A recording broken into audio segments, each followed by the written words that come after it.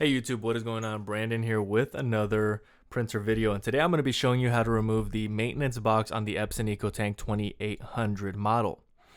Now it's going to be on the back left corner of the machine. You're going to unscrew that Phillips head screw. Once that is removed, the panel simply slides off. So essentially what I'm going to be doing is I'm going to be removing this maintenance box and I'm going to be placing it back in. I don't have a new maintenance box because this is a new printer. This is me simply demonstrating to you that you can remove this maintenance box, that there is a maintenance box, and that you can purchase a new maintenance box. Now, if I can find one via my sources, I will be linking it down in the description below. It's going to be an affiliate link for you to get your hands on a maintenance box.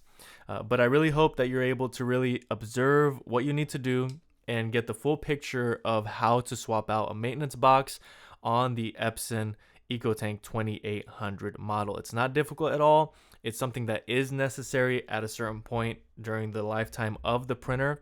It may be sooner, it may be later, depending on your usage. But one thing is, you do need to know how to do this. So once you have replaced it, you then simply replace that screw that was holding in the maintenance box. You replace this panel, and then you replace that final screw, and of course you're going to tighten that down. Once that is fully installed, you have totally replaced the maintenance box on this Epson EcoTank 2800. Make sure you check the links down in the description below for any additional information that I may add after this video is posted. I hope this video was helpful. If it was, please make sure to like. Any questions at all, comment below. And if you want more content like this, please make sure to subscribe. That's really all I have for today. Thanks so much for watching, and until next time.